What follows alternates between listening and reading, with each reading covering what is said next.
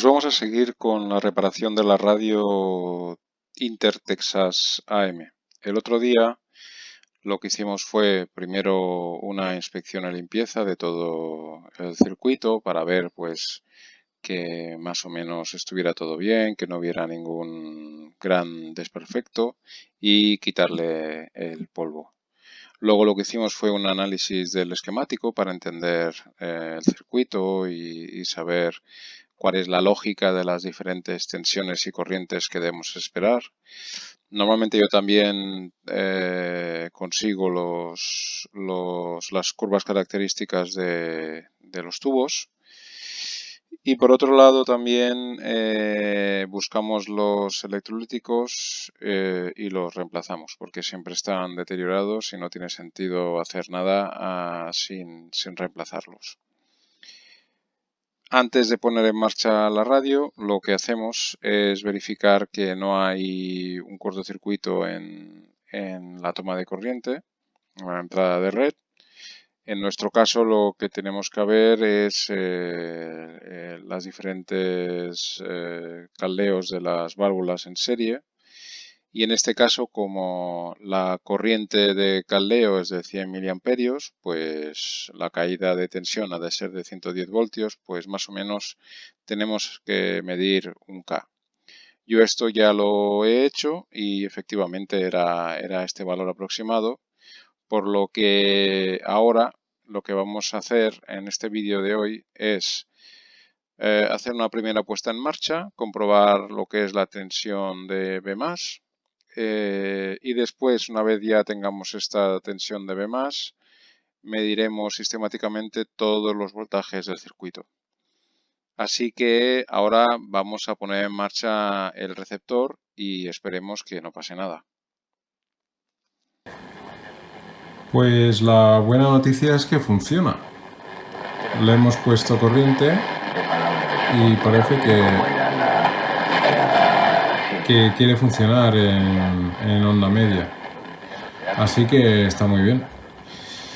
Lo que pasa es que estoy viendo que las tensiones no son correctas. Si mido, por ejemplo, en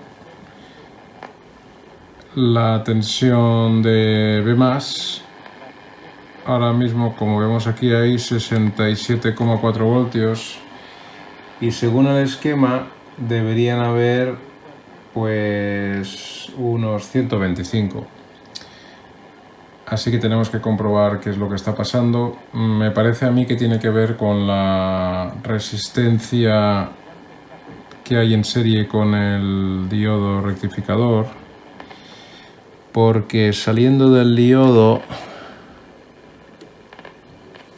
a ver si se ve, tenemos 81, 82 voltios y debería ser bastante más, debería ser, según esto, 129, 130 voltios. Hemos encontrado que en el circuito se ha reemplazado el rectificador de selenio que tenía una resistencia de 30 ohmios en serie por un diodo de silicio tipo 1N4007 en serie con una resistencia de 850 ohmios. ¿Cómo podemos saber si este valor de resistencia es el adecuado para un diodo de silicio? Supongamos que en lugar del diodo semiconductor tuviéramos una válvula rectificadora. Por ejemplo, tomaremos una CY2 con su curva característica.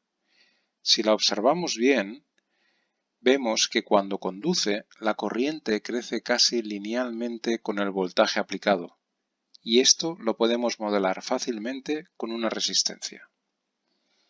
En este caso nos resulta una resistencia equivalente de 77 ohmios. Esto significa que aunque no sepamos a qué tubo estábamos reemplazando con esta resistencia en nuestro circuito y teniendo en cuenta que todos los tubos rectificadores son similares a este, podemos asegurar que esta resistencia deberá ser del orden de magnitud de 70 a 100 ohmios y de ninguna manera los 850 ohmios que nos hemos encontrado. Para ilustrar lo que estamos diciendo, hemos hecho una simulación. Tenemos nuestra entrada de 110 voltios de alterna conectada al 1N4007 en serie con la resistencia de 850 ohmios y el filtro en pi formado por los dos condensadores electrolíticos de 50 microfaradios y en serie la resistencia de 1500 ohmios con la inductancia del primario del transformador del altavoz. La carga la simulamos con una fuente de corriente de 12 miliamperios. La simulación nos lleva a valores de V+ de 79 voltios, muy similares a los que hemos medido y que claramente no corresponden con los 125 voltios que deberíamos tener. Si usamos una resistencia de 85 ohmios, llegamos a 123-124 voltios y además este valor de resistencia coincide con el valor que habíamos estimado anteriormente. Así que vamos a sustituir la resistencia del diodo de 850 ohmios por una de 85 ohmios o similar.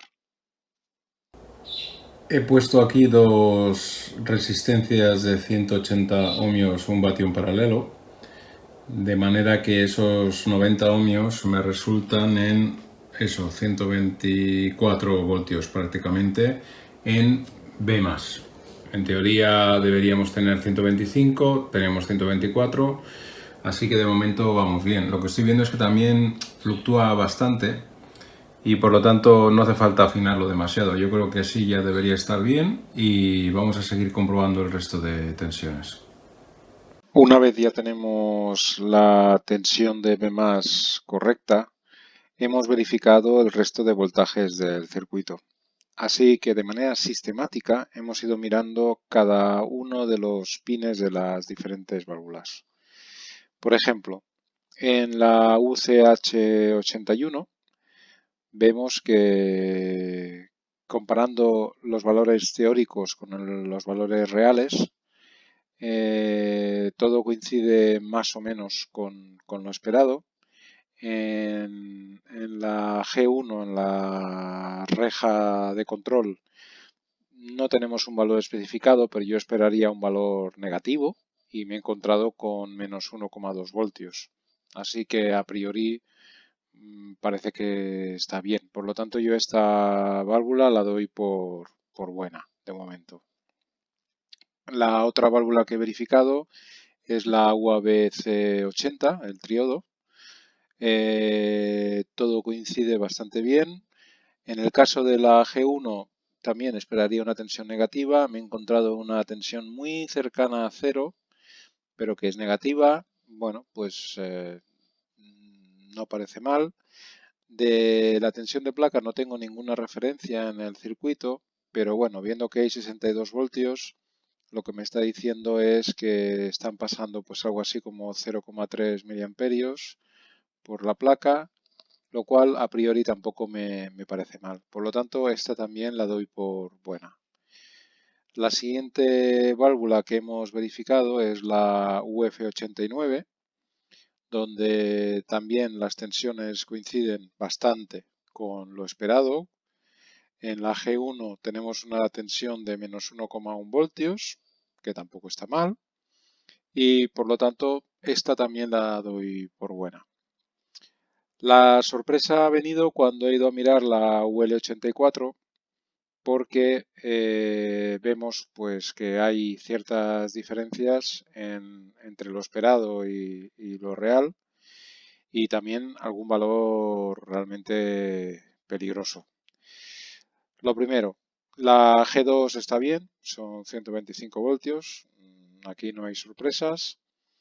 En la placa veo una diferencia bastante grande entre el valor esperado y el valor real. Me hace pensar que el consumo es bastante inferior. De hecho, también se ve en la tensión de cátodo. Deberíamos tener 8 voltios y solamente tenemos 1 voltio. Por lo tanto, me hace pensar que por esta válvula está pasando mucha menos corriente de lo que debiera.